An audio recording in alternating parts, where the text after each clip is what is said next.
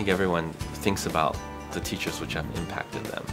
And the ones which really reside in my memory are the ones that created problems or programs where they didn't know the right answers. It created a sense of excitement, it created a kind of tension and energy. My teaching philosophy is very much about framing an opportunity for students to work on real life problems, on complex ones without clear answers, and working together with students. Well, after visiting the village and meet the villagers, I think what architecture means is the basic relationship between people and the building, and how the villagers lives in the environment which can provide their basic needs. We can experience the atmosphere and have a true feeling of what is going on in the society and in the community. Instead of just reading from the books, that we get theoretical knowledge that is incomparable to such kind of experience.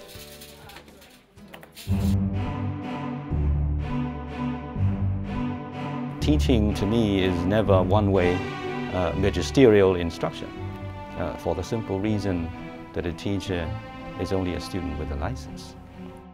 I often think of a pithy statement made by the scholar writer Han Yu, 師者傳道授業解惑人.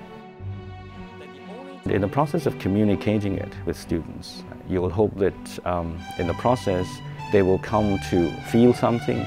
So you do that on the belief that all great writings, be they philosophy or poetry, will somehow generate a certain positive effect on their spirits. A teacher, by definition, is a role model. I think it is day in, day out, and it's in these ways that you hope to inspire them in a positive direction. Teaching is kind of a very heavy responsibility. China has a long history of education. We should recall that Confucius said, to learn is enjoyable. To review is enjoyable. Learning is not about learning facts, rather it is about learning how to be a person. Okay, not even knowledge. Knowledge you can read from books, but to be a person, you really need a lot of practice.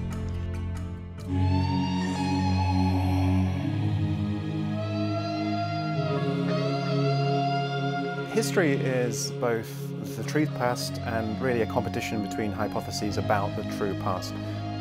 I try to make learning active by valorizing student voices, by linking assessment closely to learning, because I think we need to try and encourage students to make connections between their lives, those of others, and to help to see themselves as co-creators of knowledge about very chaotic and complex past. Now I feel an intimate relationship between the past and me. I came to realize that many historical incidents actually happened in the places around us after visiting the museum.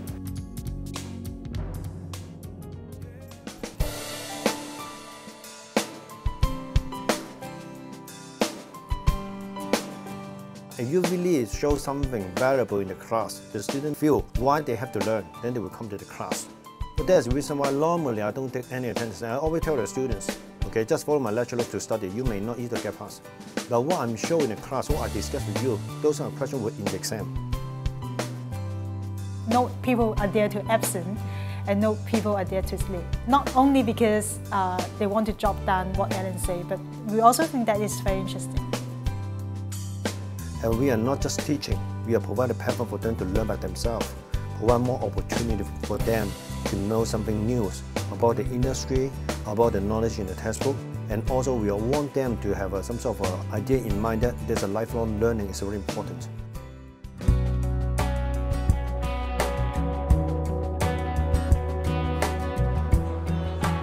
To effectively help someone, I'm aware that we should not just focus on their presenting problem. We also have to be aware that those people who need help usually have a very bad past. My past experience in the field have been very helpful for me to teach because I have a lot of real cases and real situations that I can share with my students. Elaine is a very respectable and caring teacher who has influenced me a lot. She always encouraged us, especially as a social work students, to participate in voluntary services. I want to get to know more about the society. And as students, we only limit in the academic environment in university.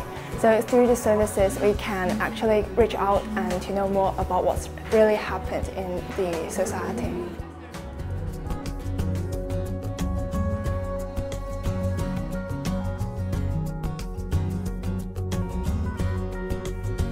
There are many slogans that we hear about in higher education. One of them is student-centered learning. Now, this is a very important part of a useful teaching philosophy. So we have to shift the thinking when we design the learning program to place the student in the center and ask, what is the student experience?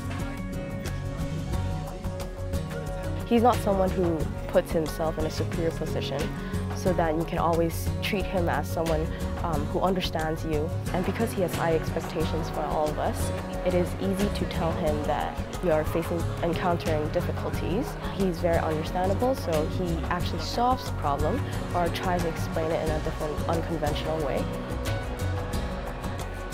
And students are already intellectually mature. They have their own views which they can defend and which are sometimes better than others, better than the teachers.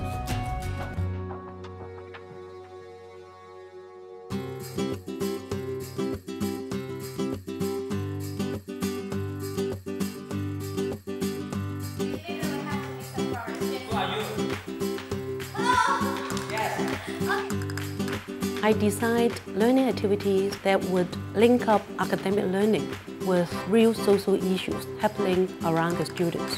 One of such experiential learning activity is called Appreciating Frailty in a Weight. This approach actually consists of 4 parts, namely to do, to engage, to reflect, and to apply.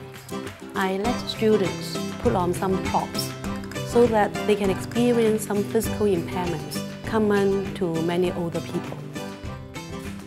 With this empathetical understanding of the needs of older people, they do the reflection and finally they apply what they have learned into designing something meaningful for older people.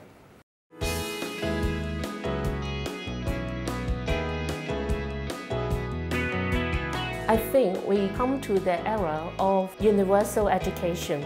We now have a student population that is very diverse when compared to 20 years ago.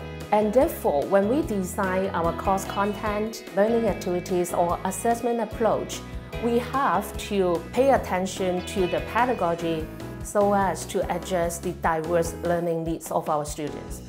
She always take the initiatives to gather a core group of colleagues who will try out the new technique, new approach, and then to reassess the result and bring this experience to a broader group of colleagues.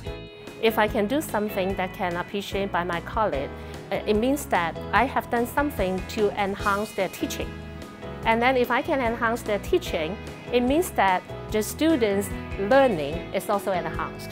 So I think that is the motivator for myself. It is okay for me to work even harder.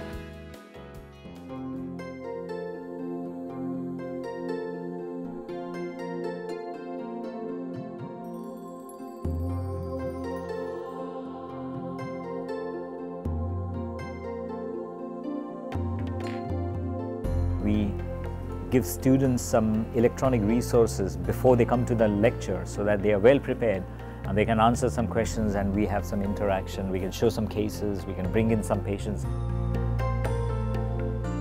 He also has an OLC learning platform. He has a website set up and it's got all these videos and tutorials and takes you step by step through different learning modules. And I found that very helpful. In the background there was Professor Kumta's voice as well. At some point, even communication skills are something that we must model because you can't only teach them. You can teach them the principles, but they must see how it's modeled. Give them an opportunity to observe first how I approach the patient, and then they do it themselves. Some 10 years ago, I realized that the use of clicker can promote classroom interaction and is very effective in science teaching. I therefore introduced it in my classroom in the year 2007. When the result is announced, we can actually see how many people chose this answer, how many people chose that answer. It's actually also good for the professor to know where the students are in terms of learning. It can help to raise students' interaction, engage them to reflect on specific topics, and also promote class interaction.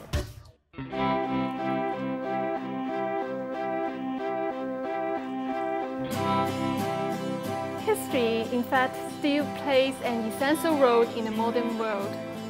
Understanding the past can provide us with some experience which may help us avoid making mistakes, and that the wisdom of the past may still be applicable in today's society.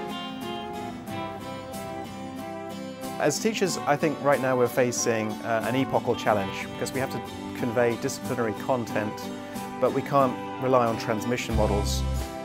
Technology can free up class time for more active learning, but we're actually struggling to translate the excitement of the classroom into virtual learning environment.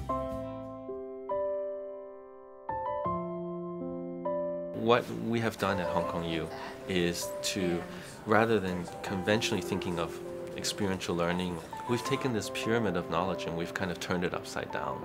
We've, introduced the idea of a real project right at the very beginning, so that as their work becomes more theoretical, as they develop their own ideas later on, they already have a very concrete, solid notion of what it means to build architecture.「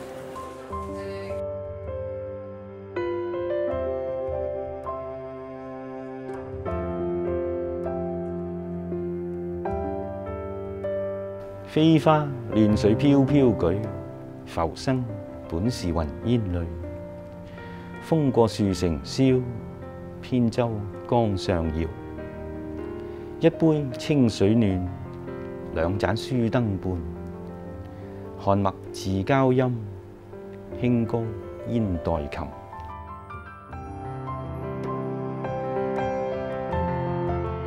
我自己寫詩詞都寫咗好耐啦啊！會開啟你嘅心窗啊！言志亦何傷？有咩所謂咧？詩歌其實都係咧，歸根到底咧，第一樣嘢要講嘅都係一個真誠。能夠話以一個學者同埋作者雙重嘅身份去吟唱一啲詩詞，令到同學能夠去親身去感受到嗰種古典詩詞嘅韻文魅力，而且佢嗰種風采咧，就會令到人哋想去跟佢學習。In my freshman year, and I remember Professor Kwong walked into the classroom and he started to lecture without any PowerPoints or lecture notes. He just stood there with a few pages of notes in his hands and he lectures for 2 hours with style, and I was thoroughly impressed.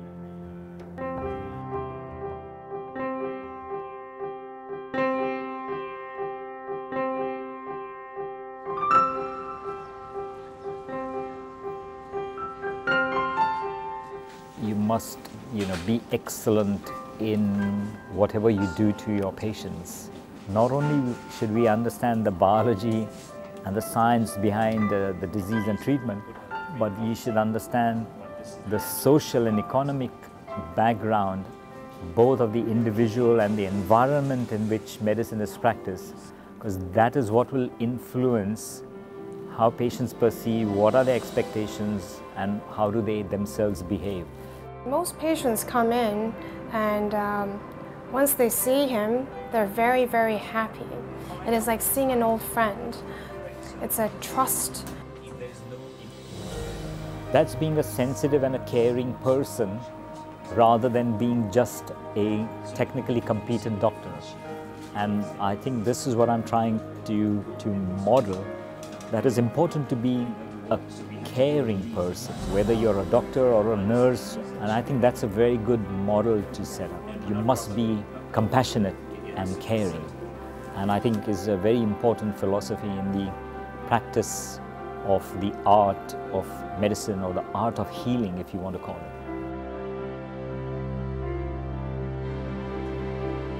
The experience of working in an NGO, youth agency, given me a lot of experience of how to organize this kind of loose youth energy to be organized energy to serve the community.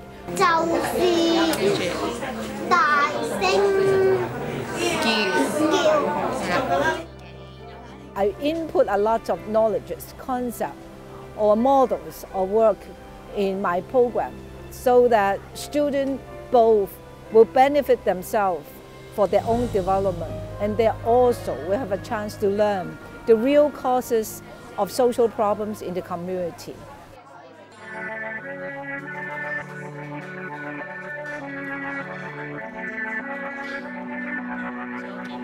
Another experiential learning activity is called the Life Mentor Scheme. In this scheme, 2 students are partnered with one older person who becomes their life mentor. They are then required to contact each other either inside classroom or outside classroom at least 5 times. As I'm an engineering student, I think I can help the elderly to build a more elderly-friendly society and a community for them to live. In the past, as a social worker, I served older people with my 2 hands. But now when I teach, I share my passion and my ideas about how best to serve older people with my students. So there will be lots of hands. I am confident that the network that I'm building now would function and bring about even bigger impacts in the aging society.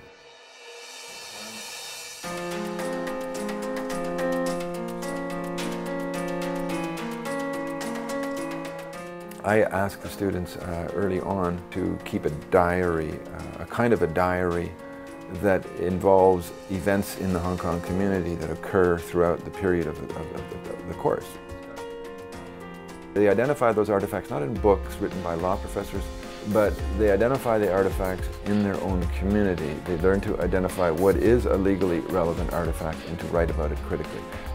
We have this reflective media diary in which we have to do 10 pieces of newspaper clipping in a semester. And it is fun because you will have to pay attention to all the legal issues around the world.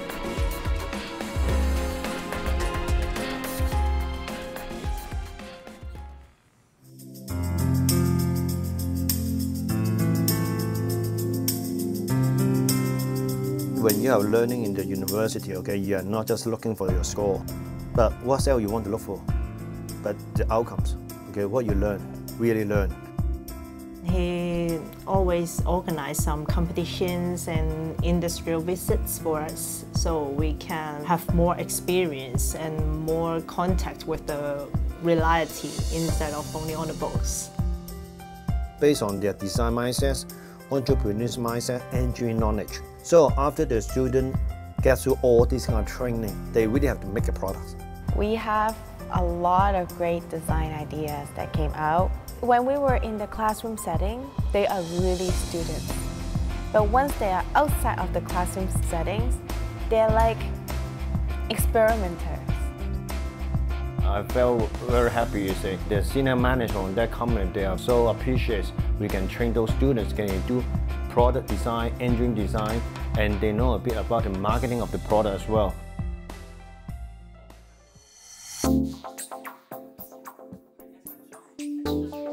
Then we had the first exhibition, 2007. The whole idea is to create an environment students can build confidence and exercise their passion, and maybe through these kind of activities become an entrepreneur. Really good portfolios for their future. Already we have students successful in getting resources from government to build their own career and also establish their own companies. All those kind of experience make me feel like I gain a lot from SIG. If I have motivation, if I have passion, I can make things happen. And I meet lots of interesting people there. One of that is Chris, is now one of my business partner. Me and Chris think that we is a good team, and that's why we are having our own company for 3 years and doing digital media stuff.